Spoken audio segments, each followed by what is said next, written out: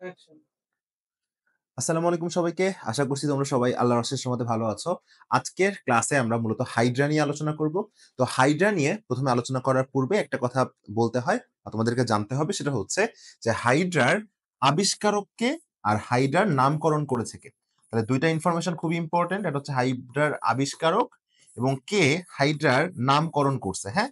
তো এই ক্ষেত্রে ২ টা অপশনের মধ্যে কিন্তু আমাদের কনফিউশন লাগবে। একটা অপশন হচ্ছে তোমার ক্যারোলাস লিনিয়াস, যাকে আমরা সংক্ষেপে লিখবো হচ্ছে লিনিয়াস, এবং আরেকজন বিজ্ঞানীর নাম হচ্ছে আব্রাহাম ট্রেমলে। আমি লিখি আব্রাহাম ট্রেমলে, হ্যাঁ? আব্রাহাম ট্রেমলে।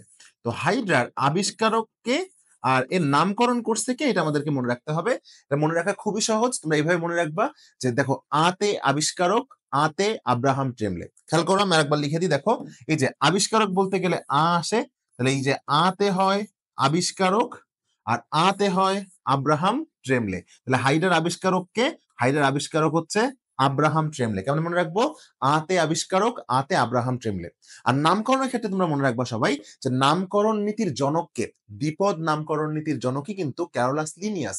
সো নামকরণ যদিও ত্রিপদ নামকরণ নীতিও হয়, তারপরেও নামকরণ বলতে কিন্তু আমাদের দ্বিপদ নামকরণটাই মাথায় আসে। এই নীতির জনককে ক্যারোলাস লিনিয়াস, সো নামকরণ করবে কে? লিনিয়াস। তাহলে হাইড্রার আতে আবিষ্কারক, আতে আব্রাহাম ট্রেমলে, আর হাইড্রার নামকরণ করছে কে?